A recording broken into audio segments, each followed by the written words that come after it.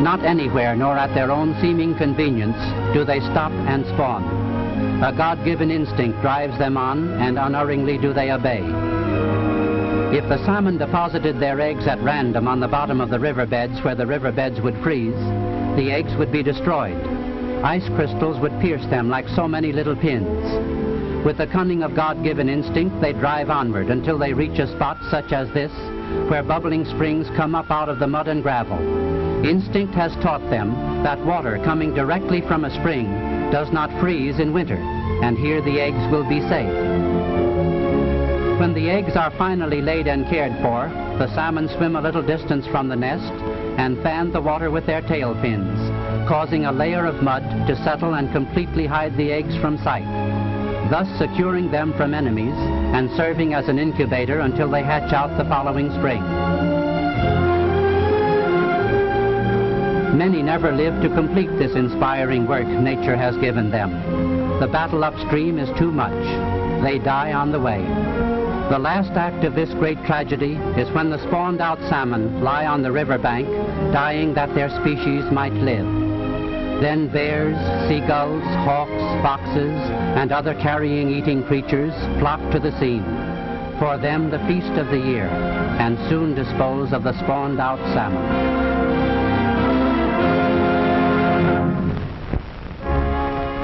Seward thought he had bought a land of gold. He had. But it was really these silver millions that made Alaska so valuable to America and the world. Each year, from February to May, hundreds of men leave Pacific Coast ports and soon spread out on the coastlines of Alaska, busily preparing for the salmon run that is to come. For it is during these great runs the salmon are caught by the fishermen. As soon as melting snow and ice permit, salmon traps such as this one are driven at strategic points, at points where the salmon have been most bountiful in previous years. These salmon traps, consisting of a long double row of piles which stretch out from the land and terminate in another group, box-like in arrangement, are the most effective and economical means of catching large numbers of fish at one time. Between the piles, strong nets are fixed. Then a matter of waiting until exciting words flash by radio from the Shumagan Islands, the salmon are ready. The whole country swings into action. All of Alaska becomes salmon conscious, and rightfully, for it means work for over 21,000 men.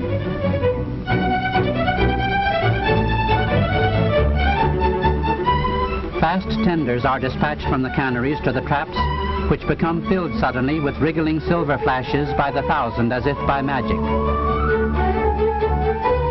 There is nothing to keep these fish from swimming out once they are caught. Only the instinct never to turn back keeps thousands of salmon in the traps.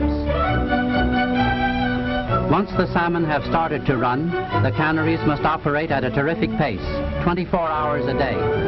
The fish traps must be emptied of their flashing finny hordes at least once a day to make way for more trapped thousands. This work is known as brailing. When the cannery tender is pulled alongside the trap, a scoop net is lowered into the heart, and soon the wriggling mass is transferred to the hold and decks of the tender or accompanying scows. Truly a dramatic sight. These traps catch as many as 35,000 sleek and meaty salmon per day.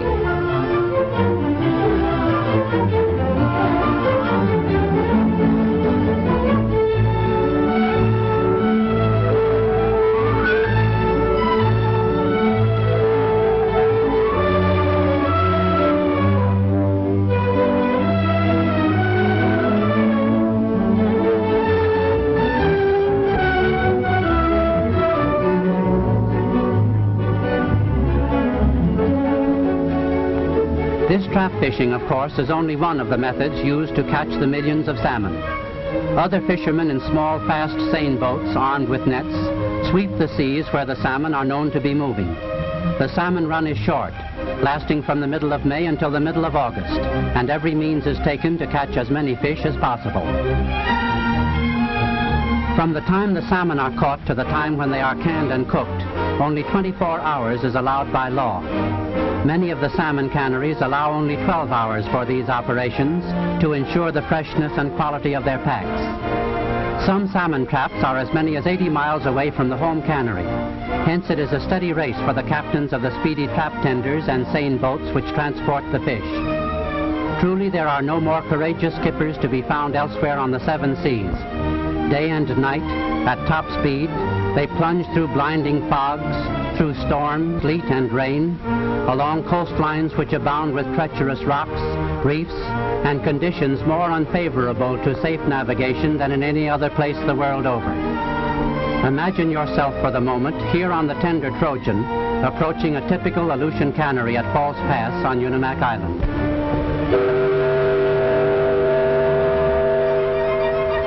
The whistle sends the ever-present seagulls into flurries of screeching excitement. For them it is a dinner bell announcing the approach of a square meal. All during the season they flock to the canneries and wait for the cleanings of the fish on which they feed.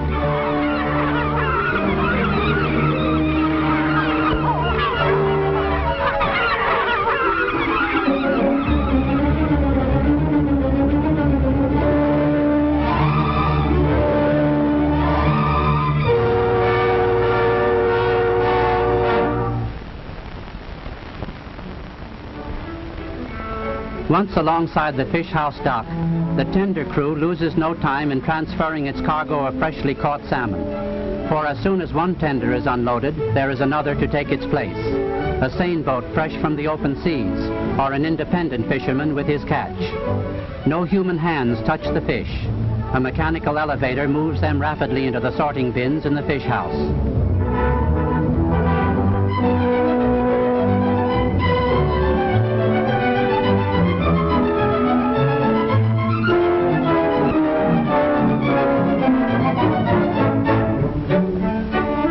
A machine almost human, the iron chink, cuts off the heads and tails, cleans, and in some cases molds the fish to fit the cans in a jiffy.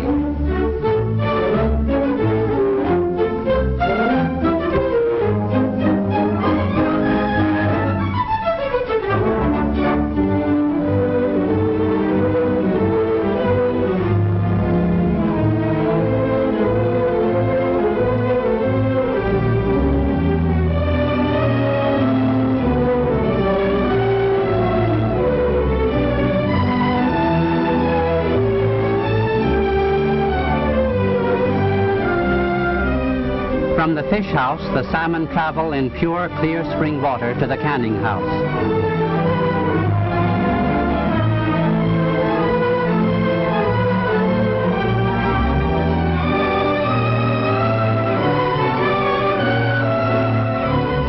As thousands of fish are cleaned and delivered to the canning house hour after hour, there must be thousands of cans to imprison the delicate flavor for which the Alaska salmon has found universal renown. Ingenious machines, such as this one, have been developed to reform the cans, attach and seal the bottoms, and deliver them in rapid succession to the canning house nearby.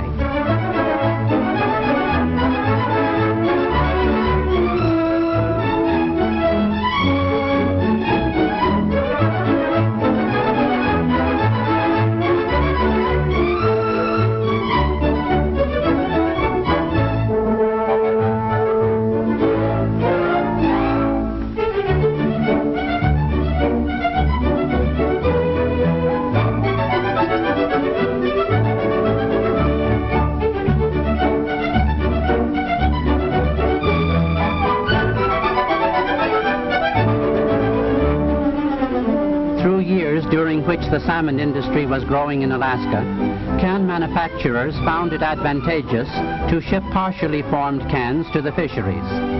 For a time, the cans were made entirely by hand at the canneries, fashioned from sheets of tin, but this method is now little used. Finally, the idea of shipping partly manufactured cans was evolved by the can manufacturers.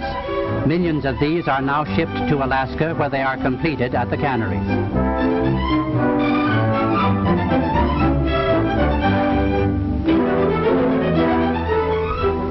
Filling machines are no less a wonder than the iron chink. The salmon are placed on a conveyor at one end, sharp knives cut them into sections, then they disappear into the depths of the machine. When you next see them, they emerge at another opening, the salmon tucked neatly into cans, each canful containing the proper weight and choice cut of fish. There is even a device which rejects cans that are underweight. From the filler, the salmon proceed to another machine known as the clincher, moving often at the amazing speed of 140 cans per minute. The clincher puts the tops of the cans in place automatically.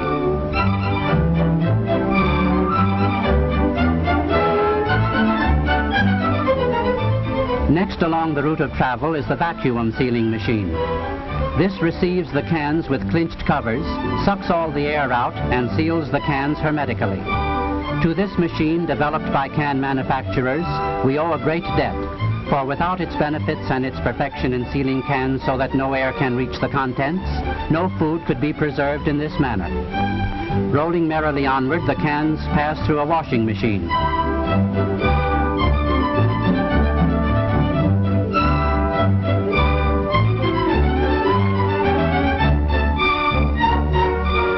Then nimble rackers scoop them up and place them on the cooking trays.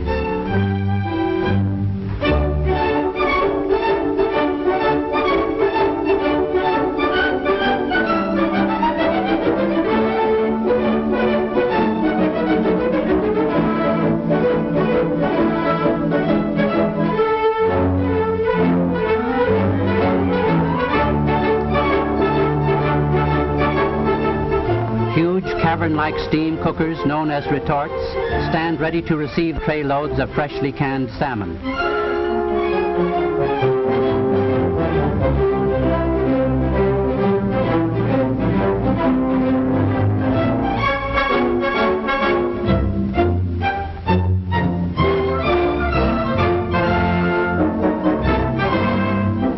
For an hour and a half, the salmon cook under heavy steam pressure, simmering in their own juice until done to a queen's taste.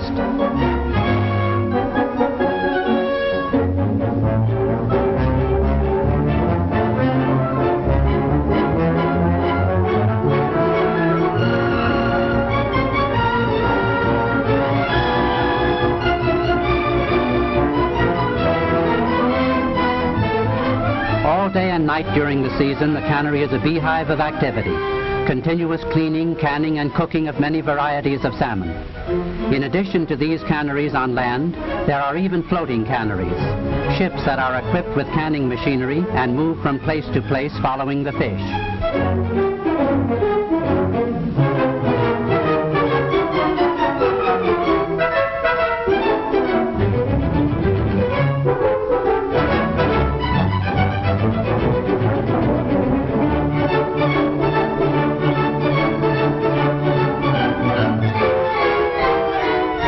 Constant inspection eliminates the slightest leak in any can. Cans properly sealed contain no air, and this ensures the continued freshness and purity of the salmon.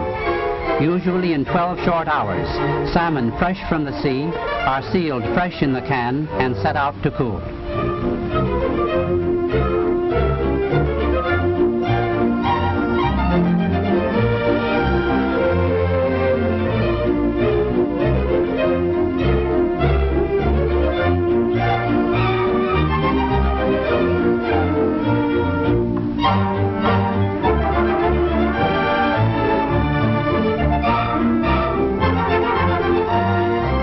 Modern labeling machines make quick work of their task. There are several varieties of salmon, and most canneries have a special label for each brand. You may wonder how the labelers can distinguish the various varieties which are canned each day and set out to cool thousands tier upon tier. The answer is simple. The salmon are canned in batches, one variety at a time. As the cans pass through the clinching machine, a special marking for each variety is stamped on the cover of each can, and thus these labelers have no trouble in putting the right labels on the right cans.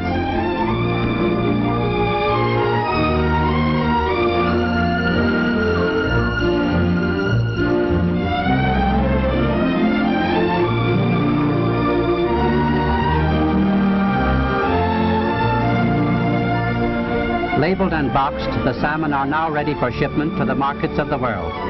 Canada, Europe, especially England and the British Empire in general, are Alaska's best customers, and our own country, of course, is the greatest consumer of all.